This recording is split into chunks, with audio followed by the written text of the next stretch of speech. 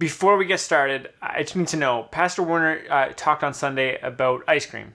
And so I need to know, what's your favorite ice cream flavor? Because Pastor Warner has a favorite flavor that I just don't understand at all. So I want to know, what is your favorite ice cream flavor? I'm hoping it's not the same as Pastor Warner's. Anyways, welcome to Wednesday's Coffee and Conversation.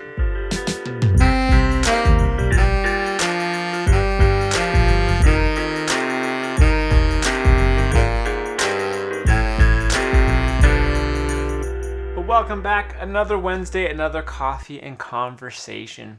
We're just going to spend a couple moments thinking about Sunday's teaching, ask some questions to help us put it into practice in our everyday lives, kind of evaluate the ideas, the concepts, the teaching that we heard on Sunday, and apply it to ourselves, examine ourselves, and reflect on that teaching so that we can actually change the way we're living, change the way we're going about life.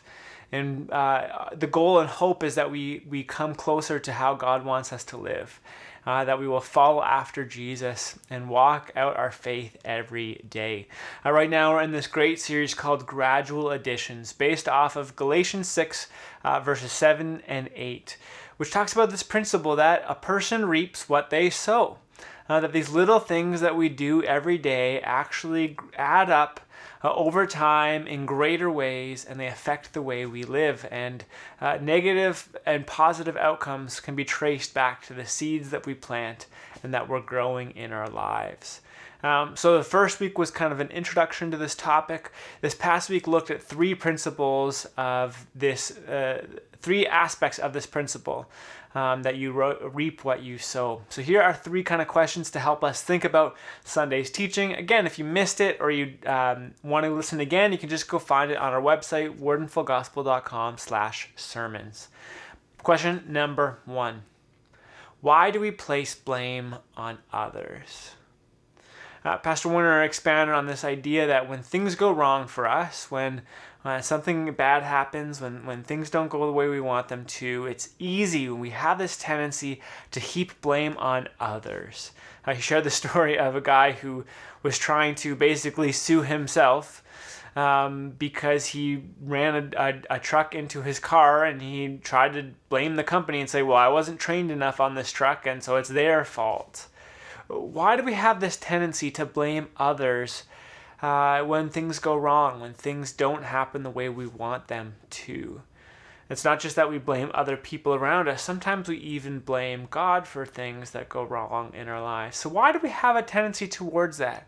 Why is it difficult to actually take ownership and own up to the fact that we've made mistakes and that we've maybe sown some poor seeds and made some bad decisions that have now added up and caught up to us? That's question number 1. Question number 2. When have you blamed someone else when you were at fault? So not just thinking about the kind of general category and thinking of, oh yeah, we tend to blame others when things go wrong.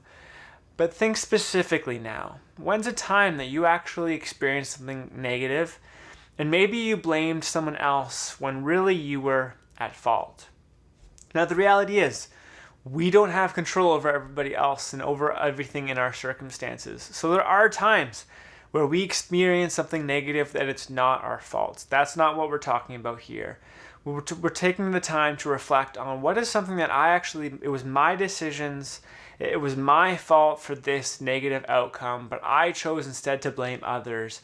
Or maybe I even chose to blame God, instead of realizing, no, that was my fault, that was my mistake, that was my own doing. So that's question number 2. I know, just a nice, easy, light question for us to reflect on this week. But here's question number 3. What is one small thing you can do differently to improve your life? One small thing. It takes a seed. It takes a start. Planting that seed and letting it grow, choosing something good that will lead to better and better outcomes for you. But what is one small thing? It can be easy to get overwhelmed at all the kind of options, all the things that could be done, all the things that we want to happen in our lives. But what's one small thing that you can do this week, even today, that you can start, that a seed that you can sow that's going to reap you spiritual harvest, that's going to give you positive spiritual good outcomes down the line if you plant that seed and watch it grow. So that's your third question for this week. I hope these questions serve you well as you reflect on Sunday's teaching. We'll be wrapping up this series, Gradual Additions, this Sunday online. Hope to see you there.